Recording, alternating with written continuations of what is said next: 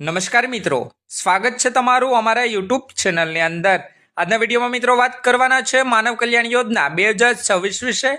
મિત્રો, આ યોજના એ નાના ઉદ્યોગો તેમજ નાના વ્યવસાયોને પ્રોત્સાહન આપવા માટે શરૂ કરવામાં આવેલી સરકારની એક મહત્વાકાંક્ષી યોજના છે।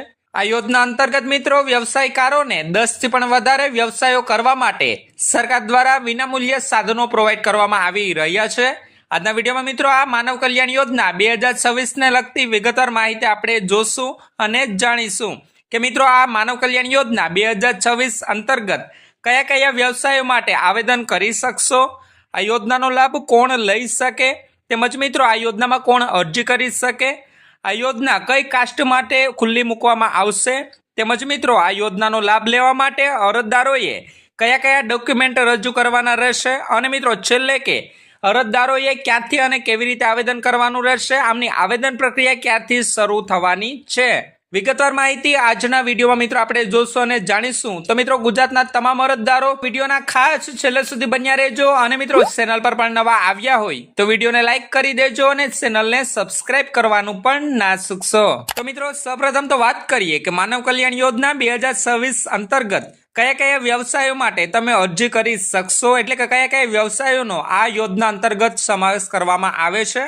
તો મિત્રો પંચર કીટ, બ્યુટી પાર્લર, સેન્ટિંગ કામ, પ્લમ્બર, દૂધ દહીં વેચનાર, ભરતકામ, પાપડ બનાવટ, વાહન સર્વિસ અને રિપેરિંગ કરનાર, ઇલેક્ટ્રિક એપ્લાયન્સીસ રિપેરિંગ તેમજ મિત્રો અથાણા બનાવટ, આ 10 થી પણ વધારે વ્યવસાયો માટે તમે આવેદન કરી શકશો। તેમના પછી મિત્રો વાત કરીએ કે માનવ કલ્યાણ યોજના 2026 અંતર્ગત કોણ અરજી કરી શકે। તો મિત્રો અરજદારની ઉંમર 18 થી 60 વર્ષની વચ્ચે ધરાવતા તમામ અરજદારો આ યોજના માટે પાત્ર ગણવામાં આવશે। તદુપરાંત મિત્રો ગ્રામ્ય વિસ્તારના લાભાર્થીઓ માટે જિલ્લા ગ્રામ વિકાસ વિભાગની ગરીબ રેખાની યાદીમાં સમાવેશ થયેલા અરજદારો જ આ યોજના માટે પાત્ર ગણવામાં આવશે, જેમાં મિત્રો 0 થી 16નો સ્કોર ધરાવતા લાભાર્થીઓને આવકનો દાખલો રજૂ કરવાનો રહેશે નહીં, પરંતુ મિત્રો જે અરજદારો 0 થી 16નો સ્કોર ધરાવતા નથી તેવા અરજદારોની કુલ કુટુંબની વાર્ષિક આવક ₹6 લાખ સુધીની હોવી જોઈએ તે અંગેનો આવકનો દાખલો રજૂ કરવાનો રહેશે। 6 લાખ કરતાં વધારે આવક ધરાવતા અરજદારો આ યોજના માટે પાત્ર ગણવામાં આવશે નહીં। તો મિત્રો આવા અરજદારોને માનવ કલ્યાણ યોજના 2026 અંતર્ગત લાભ મળવા પાત્ર રહેશે। ત્યાર પછી મિત્રો વાત કરીએ કે માનવ કલ્યાણ યોજના 2026 અંતર્ગત કઈ કઈ જાતિના એટલે કે કઈ કઈ કાસ્ટના અરજદારો આ યોજના માટે પાત્ર ગણવામાં આવશે। તો મિત્રો એસસી કેટેગરીના, એસટી કેટેગરીના, ઈડબ્લ્યુએસ કેટેગરીના, ઓબીસી કેટેગરીના તેમજ જનરલ કેટેગરીના કેન્ડિડેટ આ યોજના માટે પાત્ર ગણવામાં આવશે। ત્યાર પછી મિત્રો વાત કરીએ કે જરૂરી ડોક્યુમેન્ટ અરજદારોએ કયા કયા રજૂ કરવાના રહેશે।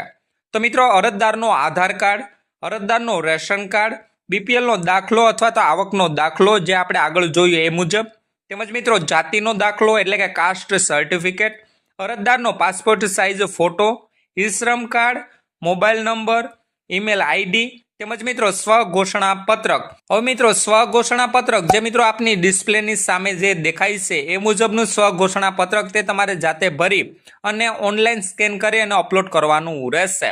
હવે મિત્રો છેલ્લે વાત કરીએ કે માનવ કલ્યાણ યોજના 2026 અંતર્ગત આવેદન પ્રક્રિયા ક્યારથી શરૂ થશે તેમજ મિત્રો આવેદન ક્યાં કરવાનું રહેશે।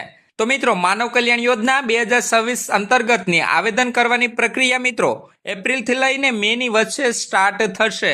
હજુ વાર છે 1 થી 2 મહિનાની, પરંતુ મિત્રો એપ્રિલથી મેની અંદર માનવ કલ્યાણ યોજના 2026 અંતર્ગત આવેદન પ્રક્રિયા શરૂ થશે।